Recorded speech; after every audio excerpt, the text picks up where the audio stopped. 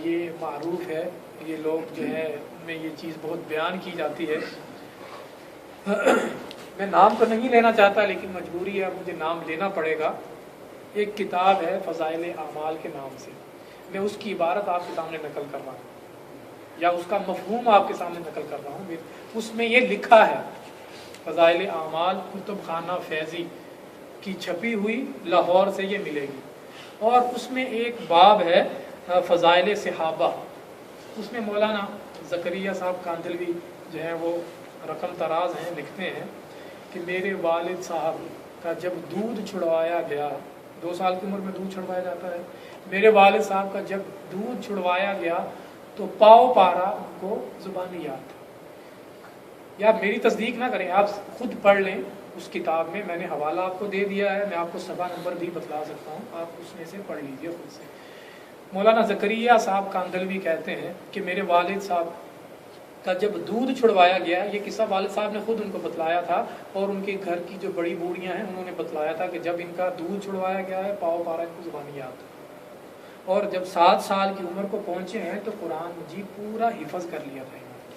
مولانا زکریا صاحب کے والد نے 7 سال کی عمر میں پورا قرآن پاک زبانی یاد تھا، اور اس سے بھی زیادہ فارسی زبان جو ہے اس کے علوم میں سے وہ سکندر نامہ اور ایک کتاب جو ہے اور بوستان جو کتاب ہے فارسی کی، وہ بھی پڑھ چکے تھے اور اس کو سمجھ چکے تھے 7 سال کی عمر میں۔ اور پھر اپنے بارے میں لکھتے ہیں کہ میں نے جو ہے 7 سال کی عمر میں نے بھی قرآن پاک حفظ کر لیا۔ تو پھر والد صاحب نے مجھے کہا کہ بھائی دیکھو، اب تم نے قرآن پاک یاد کر لیا ہے، اب تم روزانہ ایک دفعہ قرآن مجید پڑھ لیا کرو، باقی دن تمہاری چھٹی۔ روزانہ ایک دن قرآن پڑھ لیا کرو، باقی دن تمہاری چھٹی۔ تو پھر میں فجر کی نماز کے بعد چھت پہ بیٹھتا تھا، 7-8 گھنٹوں میں قرآن مجید پڑھ لیتا تھا، اور اس کے بعد میں کھانا کھاتا تھا دوپہر کا۔ یہ لکھا ہے فضائل اعمال، اس کا باب فضائل صحابہ میں، مولانا زکریا کاندھلوی صاحب اس کے مؤلف ہیں، اور کتب خانہ لاہور کتب خانہ فیضی کی یہ کتاب چھپی ہوئی ہے، اور آپ اس میں یہ دیکھ سکتے ہیں۔ لیکن نبی کریم صلی اللہ علیہ وسلم، اور اسی باب میں وہ لکھتے ہیں آگے تھوڑا سا کہ حضرت حسین رضی اللہ تعالیٰ عنہ کی عمر، جب نبی کریم صلی اللہ علیہ وسلم فوت ہوئے، حضرت حسین کی عمر 6 سال تھی۔ حضرت حسین کی عمر 6 سال تھی۔ اب 6 سال کا بچہ جو ہے وہ قرآن دین کی باتوں کو کیا محفوظ کر سکتا ہے، یہ بھی انہوں نے لکھا ہے۔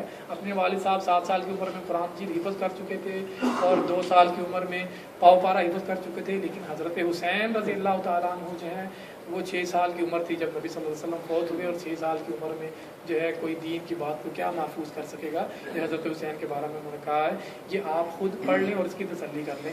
تو بھائیو، جو آدمی 6-7 گھنٹے میں قرآن مجید پڑھ لے، وہ کیا قرآن مجید پڑھے گا، اس کو کیا سمجھے گا؟ قرآن جو ہے وہ سمجھنے کے لیے آیا ہے، نہ کہ آپ اس میں سے گزر جائیں 6-7-8 گھنٹوں کے اندر پورا قرآن جو ہے اس کو چھان ماریں، ایسا نہیں۔ نبی کریم صلی اللہ علیہ وسلم نے اپنے صحابی سے کہا کہ 1 مہینہ میں ختم کرو، انہوں نے کہا کہ اس سے بھی زیادہ طاقت رکھتا ہوں، تو کہا کہ 7 دنوں کے اندر ختم کر سکتے ہو۔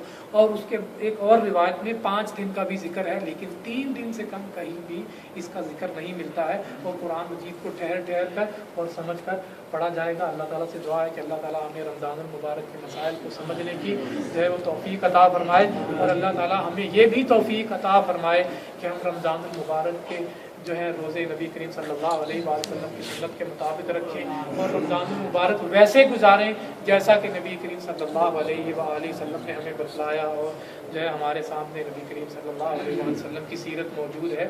نبی صلی اللہ علیہ وسلم کی سیرت کے مطابق رمضان المبارک کو گزاریں۔ آمین وآخر دعوانا الحمدللہ رب العالمین۔ بارک اللہ لنا ولکم، آمین یا رب العالمین۔ رمضان المبارک کے مسائل اس لیے ہم نے کچھ جلدی شروع کر لیے کہ رمضان المبارک میں یہ دروس کا یہ جو سلسلہ ابھی جاری ہے، یہ اس طرح سے نہیں ہوگا۔ ہمارے مخیم ہیں، خیمے لگے ہوئے ہیں مسلح عید میں اور فنادق میں، ہمارے اکثر بھائی جو ہیں وہ جانتے ہیں، تو ادھر روزانہ کی بنیاد پہ دروس ہوں گے، افطار سے 10 منٹ یا 15 منٹ پہلے روزانہ درس ہوں گے۔ لیکن رمضان المبارک کے مہینہ میں جمعے کے دن کا درس جو ہے وہ نہیں ہوگا۔ مولانا شمیم صاحب جو ہیں، اگر ان کا پروگرام ہوگا جمعہ کے جمعہ دروس کا تو وہ آپ سے رابطہ کر لیں گے، لیکن جو ہے عام طور سے پچھلے سال بھی شاید ایسا ہی ہوا تھا کہ صرف مسلح عید میں یا جہاں جہاں خیمے لگے ہیں افطار کے، وہاں درس ہوتا تھا۔ दूसरी बात यह है कि रमज़ानुल मुबारक के महीना में उम्रा करने का बहुत ज़्यादा अजर व सवाब है।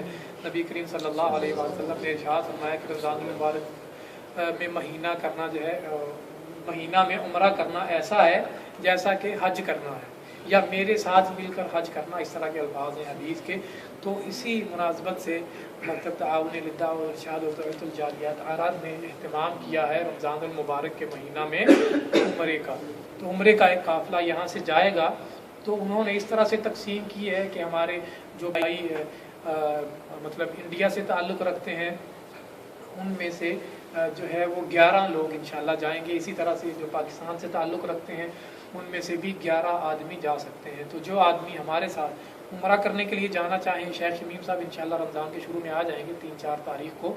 तो हमारे जो भाई इंडिया से हैं वो उनके पास अपना नाम लिखवा दें, दर्ज करवा दें, या मेरे पास ही लिखवा दें। जब शेख शमीम साहब आएंगे उनको पहुँचा दिए जाएंगे, वो आपसे रब्ता भी करेंगे ज़रूर। और इसी तरह से जो भाई हमारे साथ जो है वो जाना चाहें उम्रा के लिए, तो वो अपना नाम जो है वो मेरे पास दर्ज करवा दें। बंगाली भाइयों को भी जिक्र कर दें जी, उनका जा सकते हैं जी, अगर कोई गुंजाइश हुई तो इंशाल्लाह वो भी। आप नाम दे दें अपना, जो जाना चाहते हैं नाम दे दें और मोबाइल नंबर और इकामे की कापी हमें दे दें। अगर कोई गुंजाइश हुई तो इंशाल्लाह आपको भी ज़रूर लेके चलेंगे। तो ये जो है आप मेरे पास तो कोशिश ये करें, जो आदमी हमारे साथ पहले जा चुके हैं, हमारे साथ जो पहले उम्रा कर चुके हैं, तो वो ना जाएं, या उनको मौका ज़्यादा दिया जाएगा जो पहले हमारे साथ नहीं गए। अगर हमें कोई ऐसे आदमी ना मिले जो हमारे साथ पहले नहीं गए और अभी भी नहीं जाना चाहते हैं, तो फिर हम ऐसे दोस्तों को ले जाएंगे जो पहले हमारे साथ उम्रा कर चुके हैं। तो आप मेरे पास अपने नाम दर्ज करवा सकते हैं।